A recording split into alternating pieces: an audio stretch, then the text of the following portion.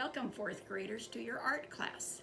I'm giving you a design project right now that's kind of fun, and I'm having you do something I tell you you can never do, trace around something.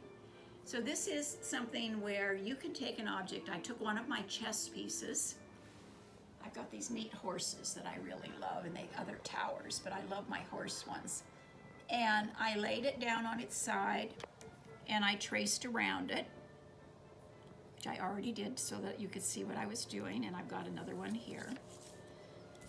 So then what I did is I took a brush and I start laying things out on composition of just kind of having fun with, I laid the brush down and I traced it and I moved it over here. I took an X cookie cutter and I put them up here. I took a star. A lot of these things you've seen in our clay projects, so that's what I'm using. And I repeated that pattern. I did, the clay is still on the rabbit. I did that with a couple rabbits. You may use toys too, flattish toys. I don't suggest a stuffed animal, but you can see with what I'm doing, this is the roundest piece I have. Some of your toys would work for this, so you can kind of think about what you want to put in your composition. So once you get the initial composition on, take a marker and you're going to start to trace a line around. And what I want you to do is, this is negative space. I want you to repeat in a space around it a pattern, and you can go different sizes, and you can kind of see how if you enlarge it, it will trace out the negative space. So I'm going to start doing different colors around them and see what happens. So I'm going to maybe up here do a little coming down and coming around. So you can see what I'm doing is I am literally silhouetting what I've started. I think I'm going to put that one up here. I think I like. Okay. So I'm going to come around to here. I think from there I'll change colors again. So you can start to see. So this is my first go around. So I'm doing all my negative spaces around my patterns. I'm going to come this one.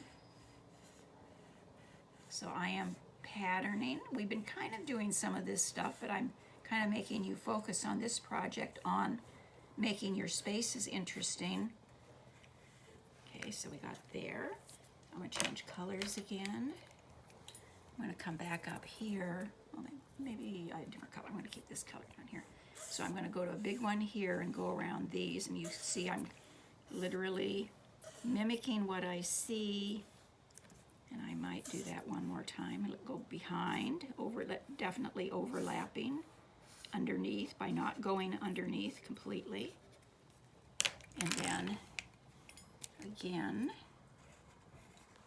what you're doing is we're making the space more interesting than the objects by themselves. These are now creating a pattern. And when we start the color part of this, it gets really fun, and you're making decisions of what you're going to leave solid and what you're going to let be open line.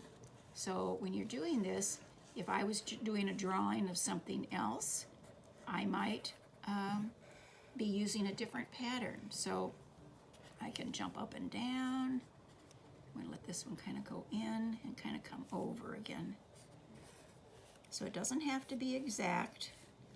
I'm just making these interesting patterns happen in my space. So as I start to do this, you're going to see what's going to be happening with the composition. So maybe if I come down in here, this time it's going to get a little bigger. You can see what I'm doing with my line. I might come up like that. So each time I do this, I'm making my whole design pattern start to come alive with shapes, and when I finish, I'm going to be filling in with my different colors in the patterns. So it's kind of interesting. You can see how I'm morphing these out into a little more vague patterns as I go. kind of leaving the shape itself for right now.